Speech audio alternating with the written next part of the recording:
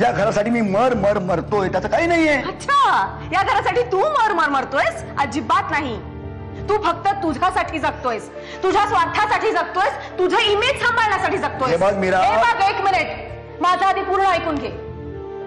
तू सांभाळतोयस ना घराला? हा, मग मी काय केलं इतके वर्ष? तू जसं म्हणशील, जसं सांगशील तसं मी वागेन असं तुला वाटत असेल ना, तर तो तुझा गोड गैरसमज आहे, कळलं? आता अति होतंय. काही अति होतंय. Dad, dad, mom, dad. Vikram भाऊजींचा स्वभाव तुला माहिती नाहीये का ग देऊ? कमी हट्टी आहेत ते. उगीच का प्रेम केलं ते एकमेकांवर? देऊ अगं, तुझ्या तब्येतीचा विचार कर, आपल्या बाळाचा विचार कर देऊ. बाळाचा विचार फक्त मीच का करायचा? बस लवकर, रात्रीची वेळ आहे, एकटी इट मे बी रिस्की. मला रिस्क घ्यायला आवडतं सर. आणि by the way, I am sub inspector.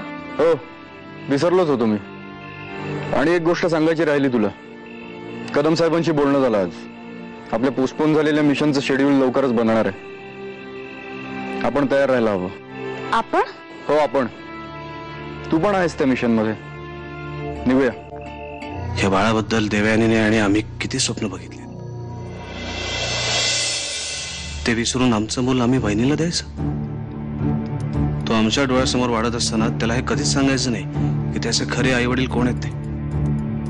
Priyadarshini, आपल्याला तर असं गप्प राहून चालणार नाही. आपल्याला काहीतरी करायला हवं. आपण डॉक्टरला फोन करूया.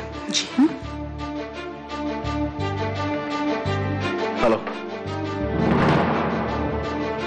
डॉक्टर साहेब, विक्रमादित्य राजेशाही. आमच्या बायकोची तब्येत बरी नाही, प्लीज तुम्ही लवकर येऊ शकाल घरी? पण साईमा आपल्याकडे अशी मदत मागतील असं नव्हतं वाटलं. त्याही पेक्षा फक्त कामापुरतं त्यांचं असं चांगलं बोलणं मला जास्तच खटकलंय. नील, रागिणी, तुला साईमांचा स्वभाव माहिती आहे ना. हे बघ, त्यांच्या आशा बघण्याचा जास्त विचार करू नकोस. आपल्यापर्यंत जेवढं आपल्याला शक्य आहे, जेवढी मदत करणं शक्य आहे, तेवढी आपण नक्की करूया. आपल्या बाळाला होणाऱ्या त्रासाला जर आम्ही जबाबदार असू असा सगळ्यांचा समज असेल ना, तर असू दे. पण आमचं मन वळवण्यासाठी ही असली नाटकं पहिली बंद कर. रे, तुला असं वाटत असेल की आमचं तुझ्यावर खूप प्रेम आहे, तुझी अशी अवस्था बघून आमचं मन विरघळेल, आम्ही आमचा निर्णय बदलू, तर ते यावेळेस नक्की शक्य नाही. कारण यावेळेस प्रश्न आपल्या बाळाचा आहे.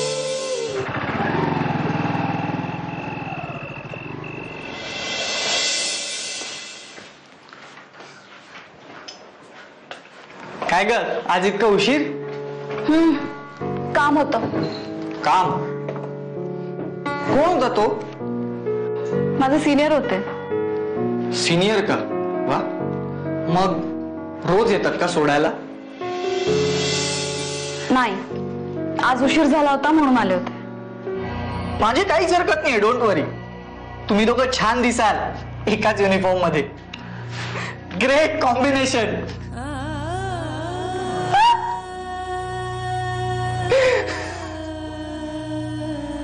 विक्रम भाऊजींचं मन आपण हळूहळू वळवूया ना. पण तू असं स्वतःला त्रास नको करून घेऊस. निदान तुझ्या बाळासाठी तरी. नाही वहिनी, आता मला फक्त विक्रमचा निर्णय ऐकायचा. आणि मी जे करते ते बरोबर असेल ना, तर देव मला त्यात नक्की यश देईल. ठेवू फोन? बरं, सगळं काही व्यवस्थित होईल. मी आता तिला इंजेक्शन दिलेलं आहे, तिला थोडा वेळ आराम करू दे. आलो सर देवयानी. हे साहेब,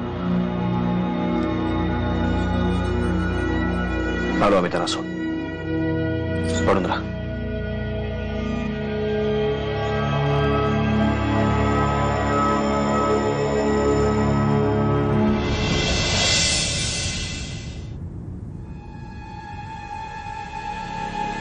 मी मुद्दामून त्यांच्यासमोर काही बोलले नाही. त्यांना खूप वीकनेस आलेला आहे आणि हे जर असंच चालू राहिलं तर त्यांचा बीपी अजूनही लो होऊ शकतो. त्यांच्या न जेवण्यामुळे त्यांच्या आणि बाळाच्या दोघांच्याही जीवावर बेतू शकतं.